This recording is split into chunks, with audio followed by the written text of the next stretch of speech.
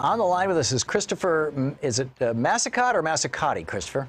You got it, Massicotte. Massicotte, thank you. The chair of the Victory Fund Campaign Board and a partner at DSPolitical. VictoryFund.org is the website, the Twitter handle DSPolitical.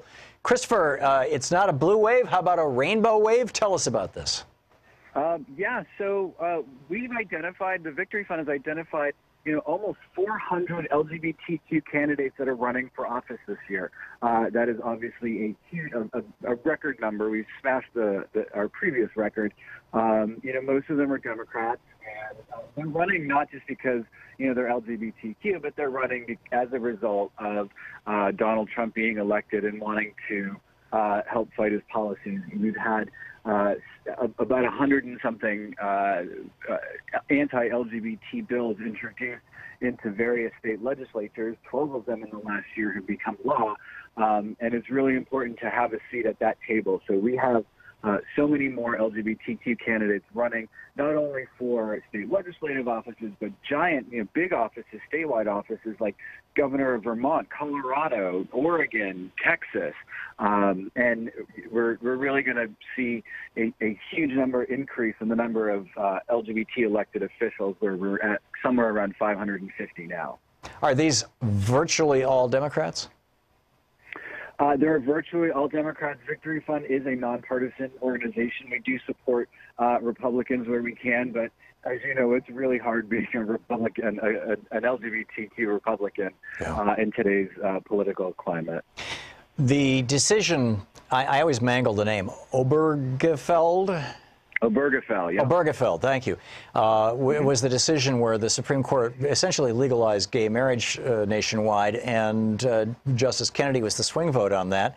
Kennedy is being replaced, in all probability, with Kavanaugh, if not by Kavanaugh, then with another right-wing crank from the Federalist Society. And I think pretty much no matter who Trump puts in there, it will be somebody who's hostile to those rights that Kennedy was always respectful of. I mean, Kennedy was a reliable right-wing vote when it came to, destroying unions or supporting, big corporations or polluters. But he did support gay rights and or LGBTQ rights. What kind of damage could Kavanaugh and the Supreme Court do to this? Do you expect that this is a case that might get relitigated?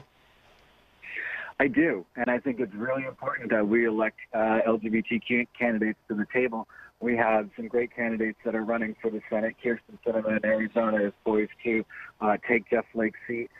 Tammy Baldwin is running for re-election. She's running a very strong re-election campaign. And I'm worried about these decisions because we just saw with the cake bakers that they, that decision came down with the current court that we had. Think about all of the other cases that are winding their way through the courts today, that they're going to end up in a court that includes Brett Kavanaugh. And those decisions that have been already done, like Justice Kennedy, not only was he the swing vote, but he also wrote the opinion. We lost somebody who was very good on those particular issues. Right. So I'm very worried about a Kavanaugh justice or anybody else that Trump will nominate. Yeah. How can people support what you're doing? We're talking with Christopher Massicotte. He is the chair of the Victory Fund Campaign Board, a partner at DSPolitical. VictoryFund.org is the website. I'm assuming go to Victory Fund and pitch in? VictoryFund.org, we have a list of all of our candidates. We're supporting them at various levels. We have a group of spotlight candidates that are really the ones that we're really focusing on, that are going to be a historic first, or they're going to be that they're really important because they're running for the state legislature in what so-called lower equality states, or that they're going to make a historic first. Victory Fund is, we hear about like, oh, I was the first, LGBTQ person elected to Congress from Florida, or the first, African-American elected to a state legislature who's LGBTQ. And Victory Fund is in the business of making historic first history. And we really need people to support candidates through money.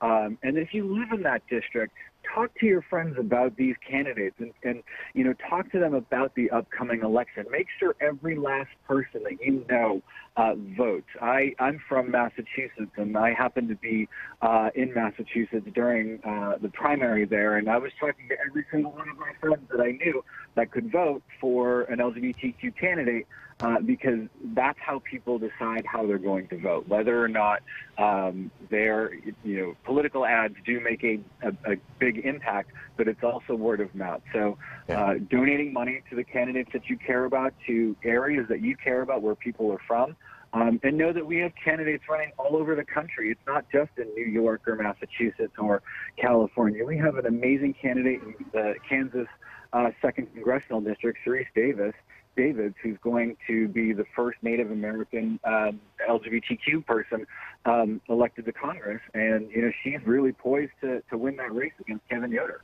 I've noticed that some candidates seem to be putting front and center the fact that they're LGBTQ, and others, like the woman who's running for the trans woman who's running for governor of Vermont. Pretty much will acknowledge it, but say, really, let's talk about the potholes. Let's talk about, health care in Vermont. Let's talk about, the security of the citizens. Is that decision to front and center that part of a person's life or put it into the background, is that a largely regional decision, or has the acceptance of LGBTQ people broadly reached a threshold in the United States where, in most places anyway, it's not that big a deal?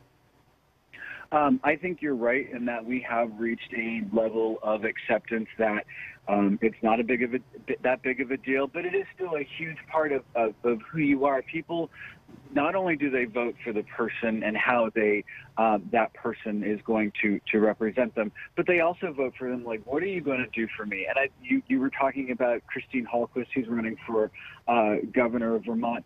She was the CEO of the statewide power utility company there. She brought that company back from the brink of disaster, doing it through renewable energy and environmental friendly practices.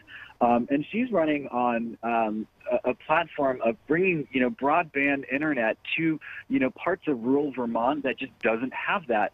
And when you have a state where there's, a lot of, lower income people having access to broadband internet, having the ability to have, information being able to flow in and out of a rural state like that is so important. And she's just really running on, building up the infrastructure, and she has a proven record that she can do that. Yeah, especially when you can, if it can be done as a public utility like Chattanooga did.